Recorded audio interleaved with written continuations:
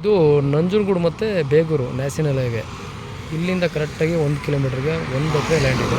National highway Tamil Nadu ಮತ್ತು ಕೇರಳಕ್ಕೆ connect ಆಗುತ್ತೆ. ಕಮರ್ಷಿಯಲ್ ಹೈವೇ ಇದು. ಇಲ್ಲಿಂದ 1 ಕಿಲೋಮೀಟ್ರಲ್ಲಿ ಒಂದು ಲ್ಯಾಂಡ್ ಇದೆ, ತೋರಿಸ್ಕೊಡ್ತೀನಿ ನಿಮಗೆ. ಏನು ನ್ಯಾಷನಲ್ ಹೈವೇ ಸಿಟಿ ತೋರಿಸ್ನಲ್ಲ, ಅಲ್ಲಿಂದ 1 ಕಿಲೋಮೀಟ್ರು.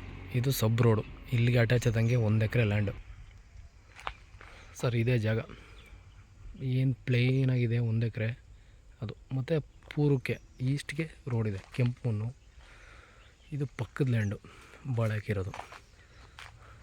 ಸುತ್ತಮುತ್ತ ಒಳ್ಳೆ ತೋಟ. ಆಮೇಲೆ ವಿಲೇಜ್ಗೆ ಅಟ್ಯಾಚ್ ಅಲ್ಲ, ಹತ್ರ ಇದೆ, ತುಂಬ ನಿಯರು.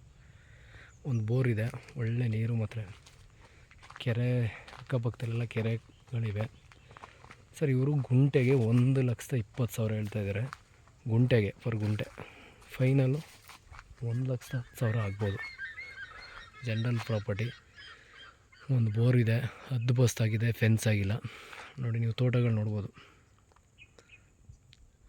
ಸರ್. ನಾನಿವಾಗ ಹೈವೇ ತೋರಿಸ್ನಲ್ಲ, ಅದು ಸಿಟಿ ಹೋಬಳಿ.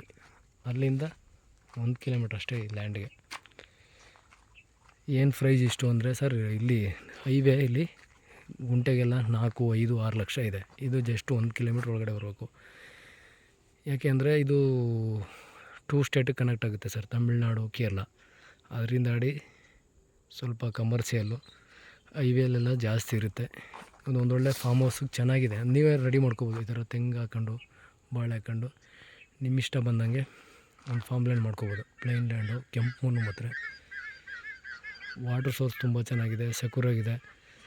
ಸಿಟಿಗೆ 1 ಕಿಲೋಮೀಟ್ರು, ಟೌನ್ಗೆ ನೀವು ಯಾವಾಗಲಾದ್ರು ಬಂದು ಹೋಗ್ಬೋದು.